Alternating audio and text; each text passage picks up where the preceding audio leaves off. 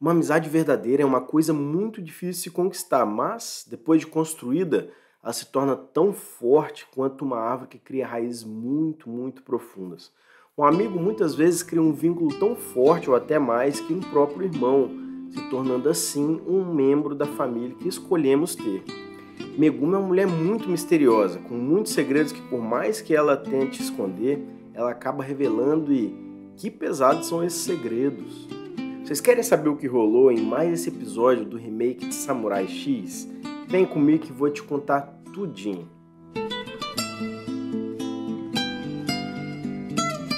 Você aí, geek, tudo massa? Se liga aí porque o Xande aqui tá na área, trazendo mais uma vez minhas impressões, emoções de mais um episódio desse remake iradíssimo de Samurai X. Se você ainda não acompanha a minha playlist com a resenha de todos os episódios da série, ela vai estar aparecendo aqui agora, aí na tela de vocês. Por isso, se ainda não viu os episódios anteriores, clica aí e se atualiza para não tomar nenhum spoiler, tá ok?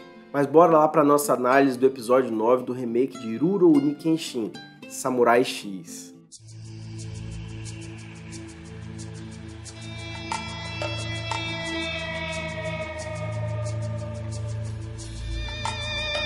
O episódio 9 começa desde sua primeira cena com muita ação. A gente é levado diretamente de onde terminou o episódio anterior, quando a gente pode ver uma figura muito estranha invadindo o terreno do dojo, de uma forma que deixa bem claro que ele não tinha ido lá para a conversa. Dessa forma, exatamente ali no mesmo lugar, o homem se apresenta como Ryotoko, que significa em japonês Homem de Fogo. Sano se mostra grandemente interessado em brigar com o homem, porém Kenshin alerta para que a sua grande e aparente força física não deve ser sua única habilidade, já que se trata de um Oniwa Banshu. E isso acaba se confirmando quando Sanosuke resolve atacar o homem, que cospe uma bola de fogo gigantesca no Sano, apresentando pra gente o motivo do seu nome. Por pouco, Sano consegue se desviar daquele ataque extremamente perigoso, mas não ileso, já que ele tem algumas queimaduras nos seus braços e também no pé. Mas ele não se mostra covardado com isso, mostrando que está pronto para continuar, que é quando seu adversário se prepara para lançar outra baforada gigantesca de fogo. Nesse momento, Kenshin interrompe aquele embate e atrai a ira do adversário para si, depois de afirmar que seus truques não passavam de truques de circo, e não teria capacidade de queimar um cabelo sequer do nosso querido samurai ruivo, que acaba se provando como uma verdade, já que depois de 2 ataques, Kenshin sai completamente ileso. Galera, eu acho incrível como Kenshin, mesmo sem estar na sua ira, que é quando ele traz à tona sua personalidade assassina, ele tem uma carta, sempre tem uma carta na manga. Isso também serve para provar pra gente o quanto seu adversário não está nem perto do seu nível de força, que a gente já pôde ver naquela luta contra o Jinhe, que é uma coisa absurda. Meus amigos, o Kenshin na sua forma em Tokiri é um cara praticamente invencível, tenham isso em mente. A cena já corta para um debate entre Kaoru e Megumi, que estava se preparando para tentar fugir da cena da batalha. Kaoru diz para Megumi que o Kenshin estava fazendo aquilo por ela, e que por isso ela não deveria fugir e deveria olhar para o que eles estavam fazendo atentamente. Kaoru ainda mostra com suas palavras uma confiança muito grande no seu amigo samurai e afirma para sua hóspede que certamente eles vão vencer. É muito interessante a gente ver o nível de confiança que Kaoru desenvolveu pelo Kenshin, afinal, ela foi uma das 2 únicas pessoas que viu realmente o quanto ele é forte, habilidoso em combate nesses tempos mais recentes. A última pessoa que viu ele em sua ira foi ela, lembremos disso, além de Jinhe, que acabou morrendo. Nesse momento a gente pode ver Megumi impressionado com as habilidades do Kenshin, depois de ele ter se defendido uma sucessão de vezes do ataque do Grandalhão Vermelho, cortando suas chamas com a sua saca Batou, sem nem mesmo um fio de cabelo queimado. Do nada, o cara tira aquele barril que ele carrega nas costas, enfia um funil na garganta e começa a reabastecer o óleo que ele estoca em sua barriga, que a gente acaba descobrindo que, na verdade, ele guardava um tipo de bolsa que ele tinha dentro do seu estômago, onde reservava esse óleo que ele vomitava. Detalhe, galera, que a ignição das chamas acontece quando ele choca as 2 pedras que são fixadas atrás dos seus dentes. A gente pode ver, são 2 em cima e 2 embaixo. Ele choca essas pedras que estão ali atrás, faz uma faísca, e então ele vomita aquele óleo e faz pegar fogo em toda a área. É uma figura meio estranha esse sujeito aí, não é mesmo? Mas de volta à cena, essa bolsa a gente descobre que estava depositado no seu estômago depois de Sano assumir a dianteira do combate e então se defender de uma baforada de fogo gigantesca, enfiar a mão na garganta de Ryotoko e arrancar esse compartimento garganta fora. O combate acaba rapidamente quando Ryotoko investe fisicamente, tentando dar um socão contra Sano que finaliza ele com um baita de um chutão. O combate termina com um clima muito bacana de amizade e preocupação uns com os outros. Na verdade, todo mundo preocupado com o Sano, que estava bastante queimado depois de levar uma sequência de baforada de fogo na lata. A gente vê Megumi meio curiosa, meio confusa com aquele clima de amizade, que aparentemente é uma coisa meio nova para ela. Se aproveitando de toda essa situação distraída que o grupo está tendo depois da vitória, Beshmi, aquele que a gente viu no último episódio atirando aquela espécie de broca com os dedos, que estava camuflado no meio de uma árvore, mira e dispara em Megumi, que estava afastada do grupo sem muitas chances de ser protegida e de se defender. É então que Yahiko, nosso querido samurai mirim, pula na frente da mulher e a protege com o seu braço, após entender que se ela estava sendo protegida pelo grupo, isso era o que ele deveria fazer. Mas o grande problema nisso, meus amigos, é que aqueles projéteis que Beshmi atira são banhados com uma espécie de veneno. A gente não poderia esperar menos que isso, afinal.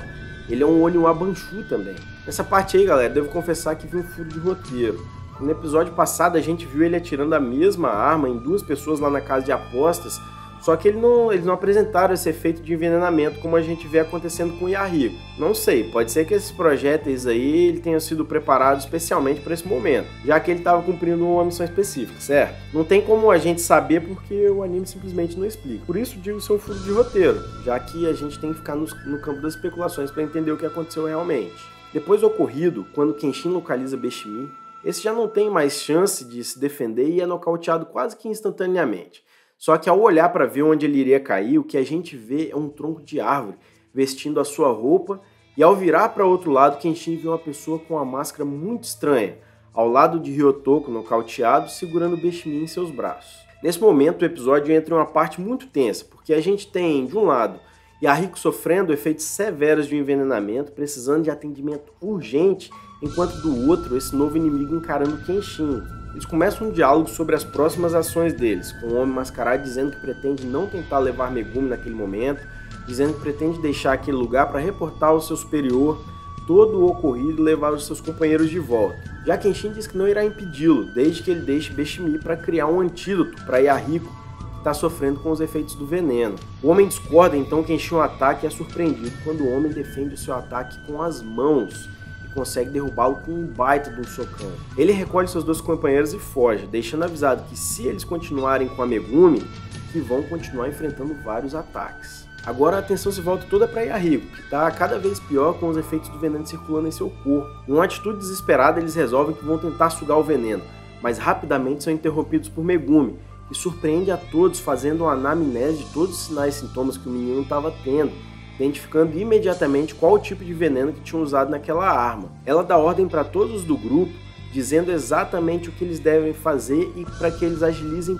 para logo, já que o tempo é fundamental num caso desse. Na cena seguinte, nós temos um diálogo do grupo com o médico que administra o antídoto prescrito por Megumi, falando com eles para agradecer a quem tinha feito aquela prescrição, porque certamente era uma pessoa que entendia muito de medicina ocidental, que eles chamam de Rangoku, bem como muito conhecimento a respeito de remédios e venenos. No meio da conversa, ele descobre que a prescritora era Megumi, que é da família Takane, uma família originária de um local chamado Aizu. Ele conta que o pai dela tomou algumas atitudes corajosas para a época quando percebeu o quanto era eficaz a medicina ocidental, tudo no intuito de aprender esse novo conhecimento para poder levar os melhores tratamentos para todos os tipos de pessoas. Quando eles conseguiram permissão para voltar para sua região de origem, Aizu, uma terrível batalha explode naquele lugar e toda a sua família vai para o campo de batalha para ajudar.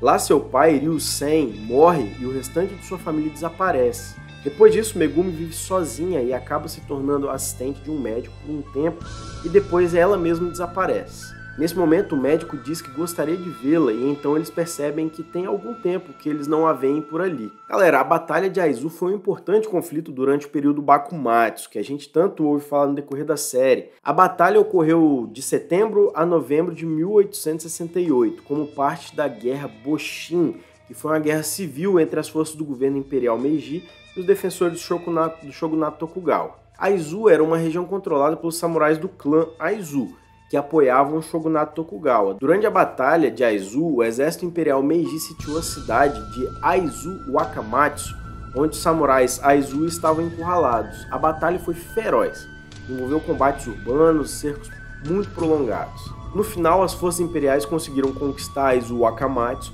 que levou ao declínio do poder dos samurais e à ascensão do governo imperial Meiji. A vitória das forças imperiais em Aizu desempenhou um papel significativo na restauração do poder imperial centralizado no Japão e na modernização de todo o país. A Batalha de Aizu é um evento importante na história japonesa e é lembrado como parte do processo que levou à transformação do Japão de uma sociedade feudal em um estado moderno e industrializado. Na próxima cena, a gente vê Kenshin e Megumi tendo uma conversa fora do dojo, exatamente no ponto por onde Ryotoko invade o local. Ela se prepara para fugir, porém Kenshin a interrompe e eles têm um diálogo, onde ela revela o que houve com ela nesse período em que estava desaparecida. Ela revela que o médico para o qual ela servia como assistente desenvolveu uma droga chamada teia de aranha, sendo 2 vezes mais potente que o ópio, custando a metade para ser desenvolvida. Ela conta ainda que na briga pelo lucro, o médico e o Kanryu se desentendem e eles acabam matando o médico, tendo ficado Megumi aprisionada no seu lugar para desenvolver o seu trabalho, já que ela era a única a conhecer a formulação da droga. Ela se mostra muito entristecida por ter que fazer aquilo, mas vê que é necessário, já que talvez seja a única forma de ela reencontrar seu irmão e sua mãe, desaparecidos durante o conflito em Aizu. Kenshin, depois de analisar a história da mulher, diz para ela que no final de tudo ele vê uma pessoa que merece ser protegida, que merece perdão, já que ela, mesmo estando produzindo uma substância que faz tanto mal às pessoas, ela vinha também tendo diversas ações para reduzir o dano colateral disso, já que ela vinha dificultando de diversas formas a otimização daquela produção, o que mostra que ela dá muita importância para a vida das pessoas e que, ainda que ela estivesse produzindo alguma coisa ruim, ela tentava minimizar isso de todas as formas possíveis. Nisso, Kenshin rola a bola para Kaoru, que aparece com os outros, e ela acaba demonstrando muita empatia por Megumi, mas deixa o recadinho ciumento de que ela não deve arrastar as asinhas para o seu crush, Kenshin. Por fim, nós vemos uma reunião entre o Homem Mascarado, que invadiu o dojo, e Aoshi, o líder dos Oniwa Banshu. O Mascarado revela que vai ficar inútil para combate por cerca de 3 dias, já que naquele momento que ele atacou Kenshin, sem ele perceber, o samurai dá um contra-ataque mirando seu fígado, acabando deixando praticamente inutilizado para combate. Aoshi dá ordens para que ele se mantenha fora de combate e fique apenas coletando informações por esses dias, e o episódio termina com ele tendo certeza que Kenshin é mesmo o antigo Batosai Hitokiri. O que vocês acham que nos aguarda no próximo episódio, meus amigos? O que sabemos é que a coisa vai ficar um pouco estranha, já que no pós-créditos a gente vê o Kanryu extremamente frenético depois de receber a encomenda de alguns americanos. É alguma coisa dentro de uma caixa enorme, galera. Agora a gente vai ter que esperar o próximo episódio para saber do que se trata. Me diz aí nos comentários o que vocês acharam desse episódio e também o que esperam para o seguinte. Quero muito saber quais são as impressões de vocês e quais são as expectativas. Meus queridos, para vocês que ficaram até aqui comigo e ainda não são inscritos no canal, por favor, não deixem de se inscrever, beleza? Não saiam também antes de deixar o seu joinha para dar aquela força pro nosso vídeo aqui, tá certo? Para todos vocês que ficaram até aqui comigo, eu deixo um forte abraço e nos vemos no próximo vídeo.